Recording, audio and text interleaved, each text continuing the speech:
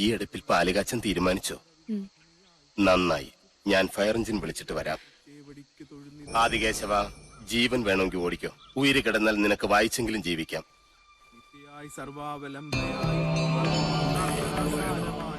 തുളസി, അന്നപതിയായ അഗ്നിയെയും മഹാലക്ഷ്മിയെയും മനസ്സിൽ ധ്യാനിച്ച് നെല്ലൂർ മനയിലെ അഗ്നിശാലയെ ഞാൻ വീണ്ടും ഉണർത്താൻ പോകുന്നു. അത് നിന്റെ കൈകൊണ്ട് തന്നെ വേണം. പേടിയുണ്ടോ? കുട്ടേട്ടാ വേണ്ട, ഈ അടുപ്പിൽ നല്ല തീ പിടിച്ചിട്ടുണ്ട് അച്ഛൻ. നിന്റെ അച്ഛനെ കൊന്ന സാവിത്രിയുടെ പട്ടടയ്ക്കാണ് നീ തീ കൊളുത്താൻ പോകുന്നത്. പറഞ്ഞതനുസരിക്ക്.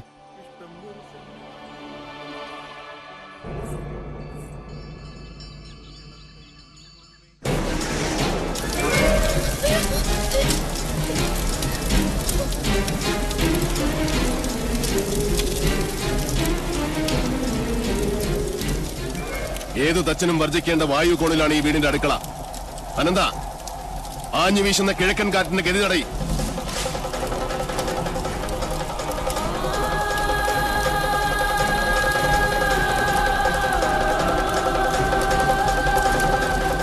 എവിടെ കാട്ടുതീ പോലെ ആളിപ്പടരുന്ന സാവിത്രിയുടെ പ്രതികാരാഗ്നി?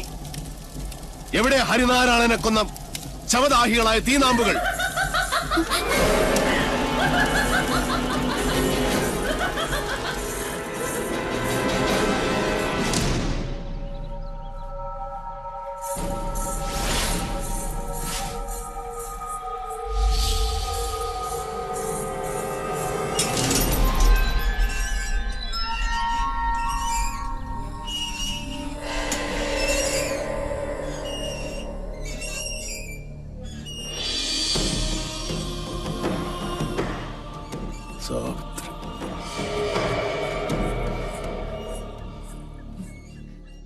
സ്വയരക്ഷയ്ക്കായി എന്തും ചെയ്യാൻ മടിക്കില്ല.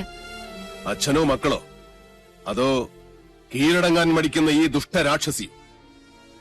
ആരായാലും ഈ പിത്തലാട്ടങ്ങൾ കണ്ട് ഭയപ്പെടുന്നവനല്ല മാധവൻ. അതെ, എല്ലാരും വരിക. അടുപ്പിൽ പാല് തളിച്ചു തൂവി. പൂർവികരുടെ കാലത്ത് നടക്കാതെ പോയ ഗൃഹപ്രവേശം ഇപ്പോഴാണ് നടന്നത്. ഇപ്പൊ ഇതൊരു വീടായി. അതെ, ഇതൊരു ലക്ഷണമൊത്ത മനുഷ്യാലയമാകാൻ പോകും. നിനക്ക് ഞാൻ തന്ന വാക്ക് പാലിക്കാൻ കുട്ടേട്ടൻ ഒരു അല്പദൂരം കൂടെ സഞ്ചരിച്ചാൽ മതി. പ്രാർത്ഥിക്കുന്നേ, സാവിത്രിയുടെ അന്ത്യം കാണാൻ കാത്തിരിക്കുന്ന നിന്റെ പൂർവികരുടെ ആശീർവാദത്തിനായി.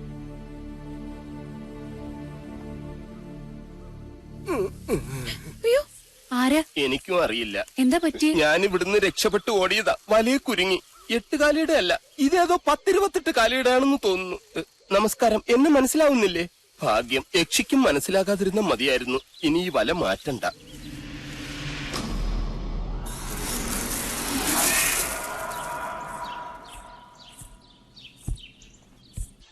ഇനി ഒരിടം കൂടിയേ ബാക്കിയുള്ളൂ. ആ കൊലയാളി വാവലുകൾ പാറിപ്പറക്കുന്ന ആ മുറി. ആ ക്ഷേത്രത്തിൽ ഭുവനേശ്വരിക്ക് മാത്രമല്ല പ്രതിഷ്ഠ. പാലച്ചൂട്ടിൽ താത്രിക്കുമുണ്ട്. അവിടെ വിളക്ക് വെച്ച് തൊഴുതു നിൽക്കുന്നു മറ്റൊരു യക്ഷി. ആരാ? നിന്റെ അടുത്തി തുളസിയുടെ അകത്തുണ്ട്. അവള് മച്ചില് വിളക്ക് വെക്കാൻ ഒരുങ്ങ. എന്ത് വിട്ടിത്താ നീ കാണിച്ചത്? അവളെ ഒറ്റയ്ക്ക് മച്ചിലേക്ക് അയച്ചിട്ട് നീ ഇവിടെ വന്ന് നിൽക്ക.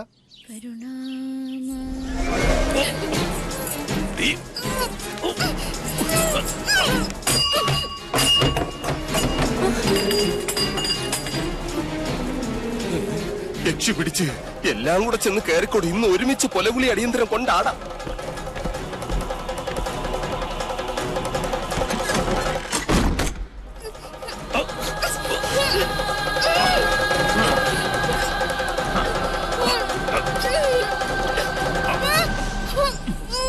ഇത് ഞാൻ തന്നെ അളിയാ, മണിയങ്കോട്ട് ജയൻ. എന്നെയാണ് നിനക്ക് വേണ്ടതെങ്കിൽ ആ സാധുവിനെ വെറുതെ വിട്. മണിയങ്കോട്ടി ജയ. അതെടാ, ആദ്യ ഉഗ്രമൂർത്തിയായി നിന്നെ എനിക്ക് വേണ്ടത്. അത് കഴിഞ്ഞു മതി ഈ പുതിയ നെല്ലൂരമ്മനെ.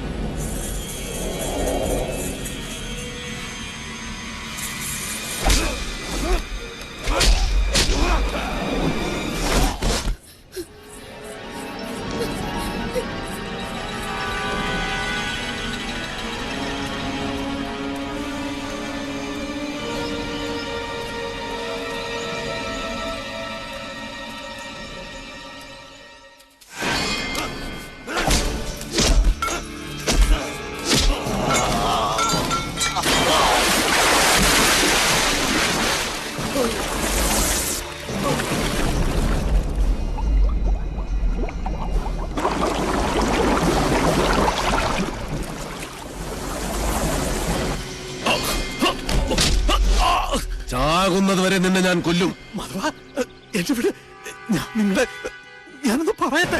ആണായിട്ട് പറയടാ. എന്റെ കുഞ്ഞുണ്ണിയെ ഈ നീർക്കുഴിയിലിട്ട് കൊന്നത് നീയല്ലേ? ജന്മം പിഴച്ച ദുഷ്ടനും മന്ത്രമില്ലാത്ത ദുർദേവതയും നശിക്കും. ഭൂമിയിൽ നശിക്കണം.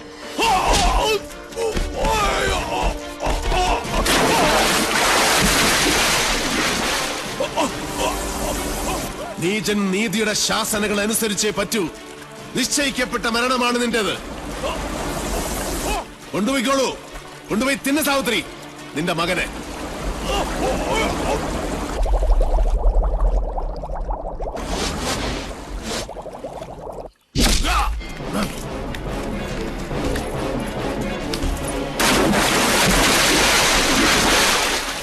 നീ പോ മാധവ. നിന്റെ ശവവും കാത്ത് എന്റെ അച്ഛൻ ചെമ്പ്രപ്പുഴക്കരയിൽ കാത്തു നിൽപ്പുണ്ട്. പോ, മുങ്ങിച്ചാവ്.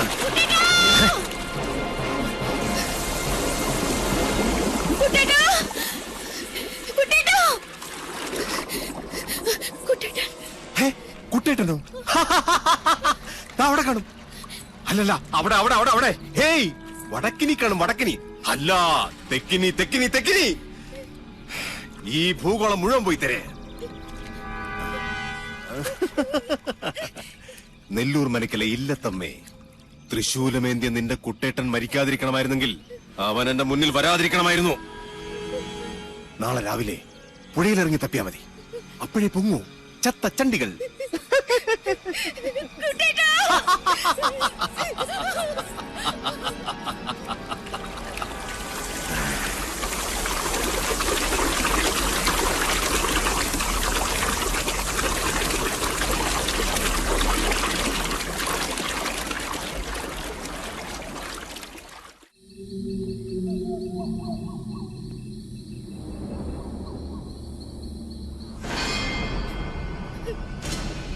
അതി എന്ത് സംഭവിച്ചാലും വീടിന് പുറത്തേക്ക് ഇറങ്ങരുത്. ശരി, വരിക. കുട്ടേട്ടാ, കുട്ടേട്ടാ, കുട്ടേട്ടാ,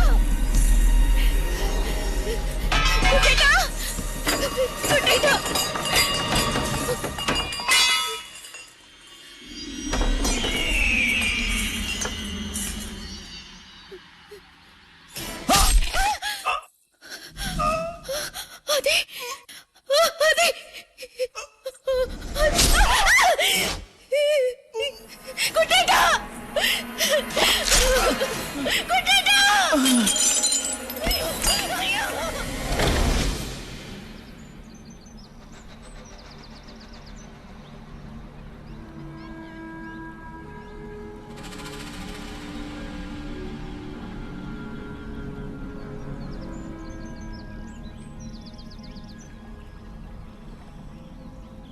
കൊച്ചമ്പ്രാൻ അംഗം ജയിച്ച് ഇപ്പം എത്തും തിരുമേനി. എന്നിട്ട് എവിടെയോ വിജയജ്യോതി? കൈപിഴയ്ക്കാതെ കാര്യം നടന്ന അച്ഛനെ അറിയിക്കാൻ അക്കരെ നിന്ന് ടോർച്ച് തെളിയിക്കാന്ന് പറഞ്ഞാണല്ലോ ഗിരീശൻ. ഇക്കണ്ട നേരമായിട്ട് തെളിഞ്ഞില്ലേ ആ ജ്യോതി? അത് ഇപ്പൊ തെളി കണ്ടോളൂ.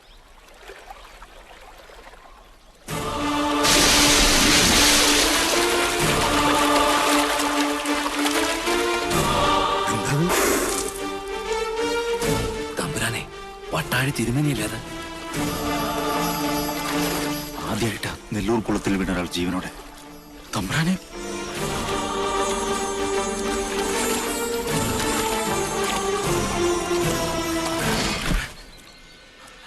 അയ്യോ കൊച്ചമ്പ്രാൻ. തമ്പുരാനെ എടുത്തോ മോനെ. ജയ ജയ ജയ.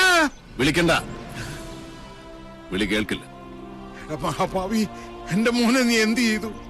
എന്റെ കുഞ്ഞുണ്ണിയെ കഴുത്തറുത്ത് കൊന്നതുപോലെ ഈ ദുഷ്ടനെയും കുളത്തിലിട്ട് കഴുത്തറുത്ത് കൊന്നു മണിയൻകൂട്ട് സാവിത്രി. അങ്ങനെ വിശ്വസിക്കും. അതാണ് ശരി. നീയാണ് കൊന്നത്. ആ കുറ്റം ഞാൻ ഏൽക്കണമെങ്കിൽ എന്റെ കുഞ്ഞുണ്ണിയെ കൊന്നത് ആരാണെന്ന് കാരണം അവര് പറയണം. സാവിത്രി? ചെമ്പ്രയിലെ ആ പഴങ്കഥ ഞാനായിട്ട് തിരുത്തുന്നില്ല. പക വീട്ടിയല്ലേ? പക വീട്ടാനുള്ളതാണ് മൂപ്പരെ. ഉച്ചയിൽ ഉപ്പോളം ബുദ്ധിയുണ്ടെങ്കിൽ ഒഴിഞ്ഞു പോകുന്നതാണ് നല്ലത്. എന്റെ ജീവനിൽ ഇടപെടരുത്. ഇതുകൊണ്ടൊന്നും തീരില്ല. കാരണവരെ, എന്റെ കുഞ്ഞുണ്ണിയെ കൊന്നതിന്റെ കണക്ക് ഞാൻ ചോദിക്കാൻ പോകുന്നതേ ഉള്ളൂ. ഒളിയുദ്ധത്തിന് വന്നവരിൽ ഒരാൾ കൂടെ നാളെ പൊങ്ങും. ചൂണ്ടക്കാരൻ വാസു. അപ്പൊ വിഷാരിയോ?